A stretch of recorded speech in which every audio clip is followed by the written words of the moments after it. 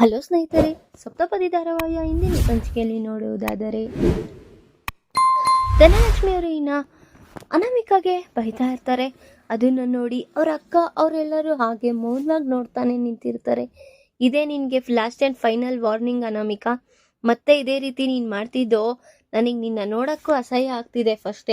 ಹೋಗು ಫಸ್ಟು ಇಲ್ಲಿಂದ ಅಂತ ಹೇಳ್ತಾ ಇರ್ತಾರೆ. ಇನ್ನು ಈ ಕಡೆ ನೋಡಿದ್ರೆ ಸ್ವಪ್ನಾಗೆ ಅವ್ರ ತಂಗಿ ಬಗ್ಗೆ ಎಲ್ಲ ಅವ್ರು ಮಾತಾಡಿರೋದನ್ನ ಕೇಳಿಸ್ಕೊಂಡು ಅವಳಿಗೂ ಸಹ ಬೇಜಾರಾಗಿರುತ್ತೆ. ಇಂಥವ್ರನ್ನೆಲ್ಲ ಹೀಗೆ ಬಿಟ್ರೆ ಸರಿ ಹೋಗಲ್ಲ ಆಂಟಿ, ಕಪಾಳಕ್ಕೆರಡು. ಇವಾಗ ನೀವ್ ಹೇಗ್ ಬಿಟ್ರೋ ಅದೇ ಸರ್ದಿನ ನಾನು ಮಾಡ್ಬೇಕು ಅಂತ ಹೇಳಿ ಇನ್ನ ಹೊಡಿಯೋದಿಕ್ ಹೋಗ್ತಾ ಇರ್ತಾಳೆ ಸ್ವಪ್ನ. ಆಗ ಅಕ್ಕ ಬೇಡ ಅಕ್ಕ, ಅವಳು ಒಂದು ಹೆಂಗ್ಸು, ಬೇಡ ಹೊಡಿಬೇಡ. ಲೇ ನಿನ್ಗೇನೆ ಆಗಿದೆ ನೋಡು, ನಮ್ ತಂಗಿ ಬಗ್ಗೆ ಎಲ್ಲ ಈ ರೀತಿ ಮಾತಾಡಿದಾಳೆ, ಅವಳನ್ನ ಬಿಟ್ಬಿಡು ಅಂತಿದ್ಯಾ? ಪರವಾಗಿಲ್ಲ ಬಿಟ್ಟಾಕಕ್ಕ, ಅದು ಅವ್ರ ತಲೆಯಲ್ಲಿ ಇರ್ಬೇಕು, ನಾವ್ ಹೇಳಿ ಮಾಡ್ಸೋ ಅಂತದ್ದಲ್ಲ ಅಂತ ಹೇಳ್ತಿದಂಗೆ, ನೋಡು ನಮ್ ತಂಗಿನ ನೋಡಿ ಬುದ್ಧಿ ಕಲಿ, ಮನೆ ಹೆಣ್ಮಕ್ಳು ಹೇಗಿರ್ಬೇಕು, ಈ ಮನೆ ಸೊಸೆ ಹೇಗಿರ್ಬೇಕು ಅನ್ನೋದನ್ನ ನೋಡ್ ಕಲಿ, ಏನಂತ ನಿಮ್ಮ ಅಪ್ಪ ಅಮ್ಮ ಬುದ್ಧಿ ಹೇಳ್ಕೊಟ್ಟಿದಾರೋ ನಿನ್ಗೆ ಅಂತ ಬೈತಾ ಇರ್ತಾಳೆ ಸ್ವಪ್ನನು ಸಹ. ಇನ್ ಈ ಕಡೆ ನೋಡಿದ್ರೆ ಸುಭಾಷ್ ಅಷ್ಟೇ ಎಲ್ಲರೂ ಉಗ್ರೋಷದಲ್ಲಿದ್ದಾರೆ, ಹೊರಡು ಇಲ್ಲಿಂದ ನೀನು ಅಂತ ಹೇಳಿ ಕಳಿಸ್ತಾ ಇರ್ತಾರೆ.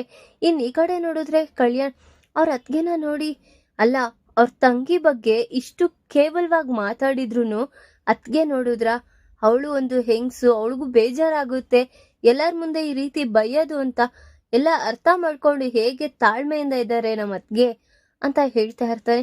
ಇನ್ ಈ ಕಡೆ ನೋಡಿದ್ರೆ ಸರಿ ಅಂತ ಎಲ್ಲರೂ ಅವ್ರವ್ರ ರೂಮ್ಗೆ ಹೊರಟಿರ್ತಾರೆ. ಇನ್ ಈ ಕಡೆ ನೋಡಿದ್ರೆ ಕಾವ್ಯ ಮತ್ತೆ ರಾಜ್ ಇಬ್ರು ಸಹ ಬಾಲ್ಕನಿಯಲ್ಲಿ ನಿಂತ್ಕೊಂಡು ಮಾತಾಡ್ತಾ ಇರ್ತಾರೆ. ಏನ್ರಿ ನಡೀತಿದೆ ಮನೇಲಿ, ನಾವೇನೋ ಅನ್ಕೊಂಡ್ರೆ ಇಲ್ಲೇನೋ ಆಗ್ತಿದ್ಯಲ್ಲ ರೀ, ನಾನೇನ್ ಮಾಡ್ಲಿ ಕಳಾವತಿ, ಹೇಳು ಏನ್ ಮಾಡೋದು ಅಂತಾನೂ ಗೊತ್ತಾಗ್ತಾ ಇಲ್ಲ. ಅವ್ರಿಬ್ಬರನ್ನ ಹೇಗಾದ್ರೂ ನಾವು ಒಂದ್ ಮಾಡೋಣ ಅಂತ ಅನ್ಕೊಂಡ್ರೆ ಇವ್ರು ದಿನೇ ದಿನೇ ದೂರ ಆಗ್ತಿದ್ದಾರೆ ಕಣ್ರಿ. ಎಷ್ಟೇ ಆದ್ರೂ ಗಂಡ ಹೆಂಡ್ತಿರ್ ಯಾವಾಗೂ ದೂರ ಆಗಿ ಡಿವೋರ್ಸ್ ಎಲ್ಲ ತಗೋಬಾರ್ದು ರೀ. ಈಗ ಹೊಸ್ದಾಗ್ ಸೊಸೆ ಬಂದಿರೋಳ್ಗೆ ಅಡ್ಜಸ್ಟ್ ಆಗೋಕೆ ಸುಮಾರು ವರ್ಷಗಟ್ಲೆ ಬೇಕಾಗುತ್ತೆ, ಇಲ್ಲ ತಿಂಗ್ಳನ್ಗಟ್ಲೆ ಬೇಕಾಗುತ್ತೆ. ಹಾಗಂತ ಈಗ ಡಿವೋರ್ಸ್ ತಗೊಂಡ್ಬಿಟ್ರೆ ಅದು ನಿರ್ಧಾರ ಸರಿ ಹೋಗ್ಬಿಡುತ್ತಾ? ಇಲ್ಲ ತಾನೇನ್ರಿ. ಯಾಕ್ರಿ ಈ ರೀತಿ ಇವ್ರಿಬ್ರು ದುಳ್ಕಿ ನಿರ್ಧಾರ ತಗೊಂತಿದಾರಂತ ಗೊತ್ತಾಗ್ತಾ ಇಲ್ಲ ರೀ. ಏನಾದ್ರೂ ಮಾಡಿ ನಾವು ತಡಿಲೇಬೇಕು ರೀ ಅಂತ ಹೇಳ್ತಾ ಇರ್ತಾರೆ. ಕಳಾವತಿ, ನೀನು ನಿನ್ ತಂಗಿ ಬಗ್ಗೆ ಅಷ್ಟು ಕೇವಲವಾಗಿ ಅವಳು ಮಾತಾಡಿದ್ರು ನೀನು ಅವಳ ಬಗ್ಗೆ ಎಷ್ಟು ಕನಿಕರ ಕೊಟ್ಟಿ ಮಾತಾಡಿಸ್ದೆ. ನಾನ್ ನಿಜವಾಗ್ಲೂ ನಿನ್ನ ಹತ್ರ ಹೇಗೆ ಏನೇನು ವಿಚಾರ ಎಲ್ಲ ತಿಳ್ಕೊಂತಿದ್ದೀನಿ ಅಂದ್ರೆ ನನಗೆ ಬೇಜಾರಾಗ್ತಿದೆ. ನೀನಿಷ್ಟು ಒಳ್ಳೆಯವಳು, ನಿನಗೆ ಯಾರೇ ಏನೇ ಮೋಸ ಮಾಡಿದ್ರು ಅವ್ರಿಗೆ ಒಳ್ಳೇದನ್ನೇ ಬಯಸ್ತೀಯ ನೀನು ಕಳಾವತಿ ಅಂತ ಹೇಳ್ತಿದ್ರು ರೀ. ಅವಳು ನನ್ನ ತಂಗಿ ತರಾನೇ ಅಲ್ವಾ ರೀ ಅಂತ ಹೇಳ್ತಿದಂಗೆ ಅವನಿಗೂ ಸಹ ಬೇಜಾರಾಗಿರುತ್ತೆ.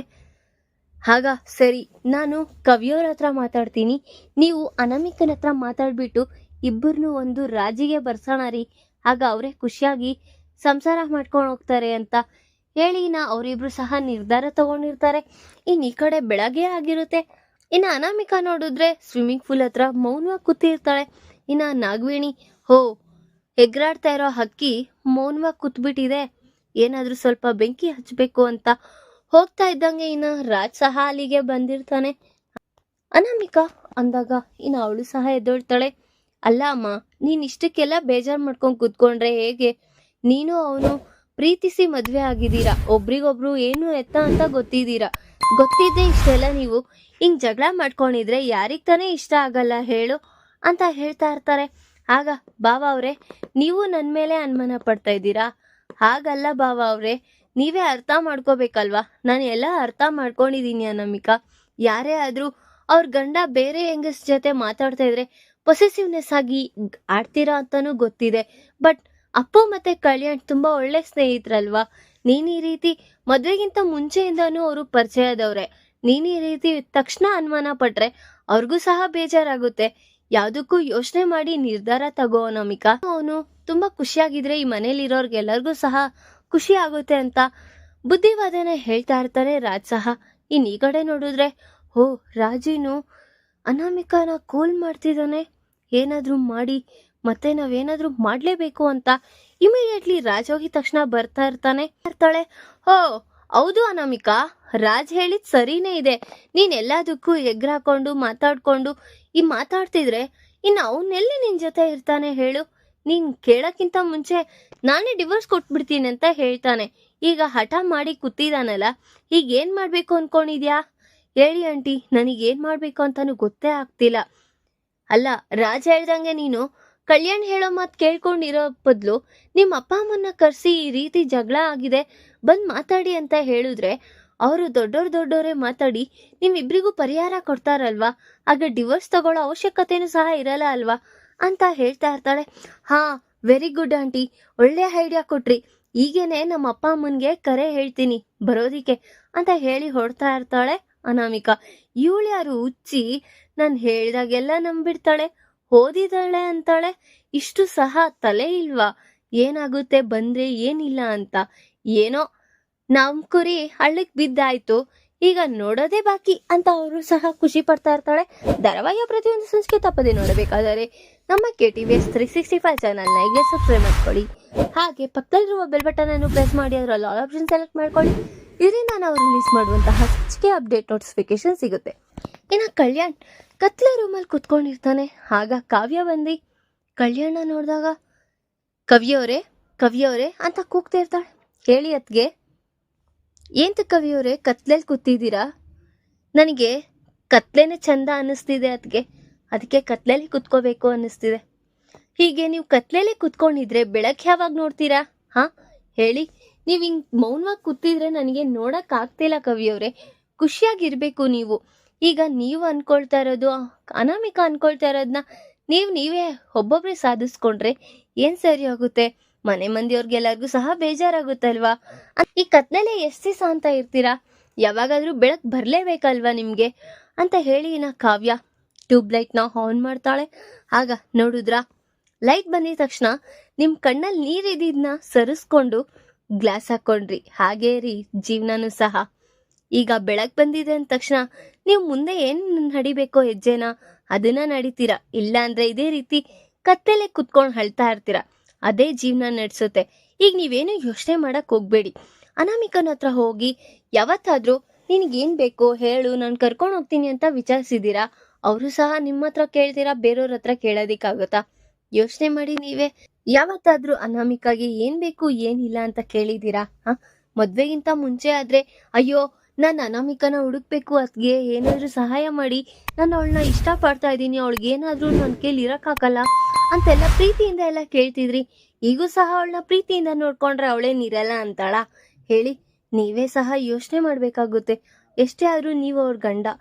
ಎಲ್ಲದಕ್ಕೂ ಬೇಜಾರು ಮಾಡ್ಕೊಂಡಿದ್ರೆ ಹೀಗೆ ಸಂಸಾರ ಅನ್ನೋದು ನಡೆಯೋದಿಲ್ಲ. ಈಗ ನೀವೇ ಹೋಗಿ ಅನಾಮಿಕನ ಹತ್ರ ಕ್ಷಮೆ ಕೇಳಿ. ಆಗ ಅವಳೇ ಸಹ ಬದಲಾವಣೆ ಆಗಿ ನಿಮ್ ಮೇಲೆ ಪ್ರೀತಿಯಿಂದ ನೋಡ್ಕೊಂತಾಳೆ ಅಂತ ಹೇಳ್ತಿದ್ರು. ಅದ್ಗೆ ನಾನು ಹೇಳೋದನ್ನ ಕೇಳಿಸ್ಕೊಳ್ಳಿ. ಅವಳು ನಾನು ಎಷ್ಟೇ ನಾನು ಹೇಳಿದ್ರು ಏನೋ ನಾನು ನಾಟಕ ಮಾಡ್ತಿದ್ದೀನಿ ಅಂತಾನೆ ಅನ್ಕೊಳ್ತಾಳೆ. ಕವಿಯವ್ರೆ, ನಾನು ಹೇಳ್ತಿದ್ದೀನಲ್ವಾ, ಆ ರೀತಿ ಏನೂ ಅನ್ಕೊಳಲ್ಲ, ಬನ್ನಿ ನಾನು ಹೇಳ್ತಿದ್ದೀನಿ ಬನ್ನಿ ಅಂತ ಹೇಳಿ ಸೀದಾ ಕಾವ್ಯ ಕಲ್ಯಾಣ ಅಲ್ಲಿಂದ ಕರ್ಕೊಂಡು ಹೊರಟಿರ್ತಾಳೆ. ಇನ್ನು ಈ ಕಡೆ ನೋಡಿದ್ರೆ ಮನೆ ಮಂದಿಯವರೆಲ್ಲರೂ ಹಾಗೆ ಮೌನವಾಗಿ ಕೂತಿರ್ತಾರೆ. ಇನ್ನು ಕಾವ್ಯ ಮೆಟ್ಲಿಂದ ಕಲ್ಯಾಣ್ ಮತ್ತೆ ಕಾವ್ಯ ಇಬ್ರು ಸಹ ಎಳಿತಾ ಇರ್ತಾರೆ. ರಾಜ್ ಸಹ ನೋಡ್ತಾ ಇರ್ತಾನೆ. ಇನ್ನು ಮನೆ ಮಂದಿಯವರೆಲ್ಲ ಅವರಿಬ್ರು ಬರೋದನ್ನ ನೋಡಿ, ದೊಡ್ಡಮ್ಮ ಹೇಳು ಮಗ್ನೆ, ಅದು ಈ ನಮ್ಮ ವಿಚಾರದಿಂದ ನಿಮ್ಮ ಆರೋಗ್ಯಕ್ಕೆ ಏನಾದರೂ ತೊಂದರೆ ಆಗುತ್ತೆ ಅನ್ನಿಸ್ತಿದೆ ದೊಡ್ಡಮ್ಮ ನನಗೆ ಅಂತ ಹೇಳೋತ್ತಿಗೆ, ಹೋ ನಿನಗೇನು ನನ್ನ ಕಡೆಯಿಂದ ಡಿವೋರ್ಸ್ ಬೇಕಾ ಅಂತ ಕೇಳ್ತಾ ಇರ್ತಾಳೆ ಅನಾಮಿಕಾ. ಅಂತ ಎಲ್ಲರಿಗೂ ಸಹ ಅವಳು ಹೇಳಿರೋ ವಿಚಾರದಿಂದ ಎಲ್ಲರಿಗೂ ಸಹ ತುಂಬಾ ಶಾಕ್ ಆಗಿರುತ್ತೆ. ಹೋ, ಇಷ್ಟ ದಿವಸ ಆದ್ರೆ ಒಂದ್ ಲೆಕ್ಕ ಇತ್ತು, ಈಗ ನಿಮ್ ದೊಡ್ಡಮ್ಮಂದ್ ಒಂದ್ ನೆಪ ಇಟ್ಕೊಂಡು ಈಗ ಈ ಆಟ ಆಡ್ತಾ ಇದೀಯಾ ಅಂತ ಅನಾಮಿಕಾ ಹೇಳ್ತಿದ್ದಂಗೆ ಎಲ್ಲರಿಗೂ ಸಹ ಬೇಜಾರಾಗ್ತಾ ಇರುತ್ತೆ. ಅನಾಮಿಕಾ, ನೀನೇನಾದ್ರೂ ನನ್ನ ತಂಗಿ ಆಗಿದ್ರೆ ಕಪಾಳಕ್ಕೆ ಹೆಂಗ್ ಹೊಡಿತಿದ್ದೆ ಗೊತ್ತಾ? ಛಳ್ ಅನ್ನೋ ತರ ಹೊಡಿತಿದ್ದೆ ಅಂತ ಹೇಳ್ತಿದ್ದಂಗೆ, ನಿನ್ ತಂಗಿ ಆಗಿ ಹೇಗೋ ನಾನ್ ನಿನ್ ತಂಗಿ ಆಗಿಲ್ಲ, ಇಲ್ಲ ಅಂದಿದ್ರೆ ಮದ್ವೆ ಆಗಿರೋ ಗಂಡಸ್ ಜೊತೆ ಬಲಾದವರಾಗಿ ತಿರುಗ್ತಾ ಇರ್ತಾಳಲ್ಲ ನಿನ್ ತಂಗಿ ಅಂತ ಹೇಳ್ತಿದ್ದಂಗೆ ಕಲ್ಯಾಣ್ಗೆ ಸಹ ತುಂಬಾ ಶಾಕ್ ಆಗಿ ಕೈಯೇ ಎತ್ಬಿಡ್ತಾನೆ ಅನಾಮಿಕನ ಹತ್ರ. ಕೈ ಎತ್ತಿ ಹೊಡೆಯೋದಿಕ್ ಹೋಗ್ತಾ ಇರ್ತಾನೆ. ಇನ್ನ ಮನೆ ಮಂದಿಯವ್ರಿಗೆಲ್ಲರಿಗೂ ತುಂಬಾ ಶಾಕ್ ಆಗಿರುತ್ತೆ. ಈಗ ಮನೆಯೆಲ್ಲ ಪ್ರಶಾಂತವಾಗಿರ್ಬೇಕು ಅಂತ ಕಾವ್ಯರಾಜ ತುಂಬಾ ಆಸಕ್ತಿಯಿಂದ ಅವರಿಬ್ಬರಿಗೂ ಬುದ್ಧಿವಾದ ಹೇಳಿ ಅವ್ರ ಸಂಸಾರನ ಉಳ್ಸೋಣ ಅಂತ ಅನ್ಕೊಂಡ್ರೆ ಮತ್ತೆ ಇವರಿಬ್ರು ಮಧ್ಯೆ ಜಗಳಗಳ ಸೃಷ್ಟಿ ಆಗ್ತಿದೆ. ಈಗ ಅದ್ರಲ್ಲಿ ಬೇರೆ ಅಪರ್ಣವ್ರಿಗೇನಾದ್ರೂ ಅನಾಹುತ ಆಗುತ್ತಾ ಅಂತ ಮನೆ ಮಂದಿಯವ್ರಿಗೆಲ್ಲರಿಗೂ ಸಹ ಬೇಜಾರಾಗ್ತಿದೆ. ಈಗ ಅವ್ರು ಅನ್ಕೊಂಡಂಗೆ ಮತ್ತೆ ರಾಜ್ ಮತ್ತೆ ಕಾವ್ಯ ಅನ್ಕೊಂಡಂಗೆ ಅವರಿಬ್ರು ಸುಖವಾಗಿ ಸಂಸಾರ ಮಾಡ್ಕೊಂಡು ಹೋಗ್ತಾರಾ, ಅಥವಾ ಕಲ್ಯಾಣ್ ನಿಜವಾಗ್ಲೂ ಅನಾಮಿಕಾಗೆ ಡಿವೋರ್ಸ್ ಕೊಟ್ಟೇ ಬಿಡ್ತಾನ? ನನ್ನ ಮುಂದಿನ ಬಗ್ಗೆ ತಿಳಿಸ್ಕೊಡ್ತೀನಿ. ಈ ವಿಡಿಯೋ ಇಷ್ಟ ಆದರೆ ಲೈಕ್ ಮಾಡಿ, ನಿಮ್ಮ ಫ್ರೆಂಡ್ಸ್ ಆಗಿ ನಿಮ್ಮ ರಿಲೇಟಿವ್ಸ್ಗೂ ಶೇರ್ ಮಾಡಿ ಅಂಡ್ ಕಮೆಂಟ್ ಮಾಡಿ. Thanks for watching.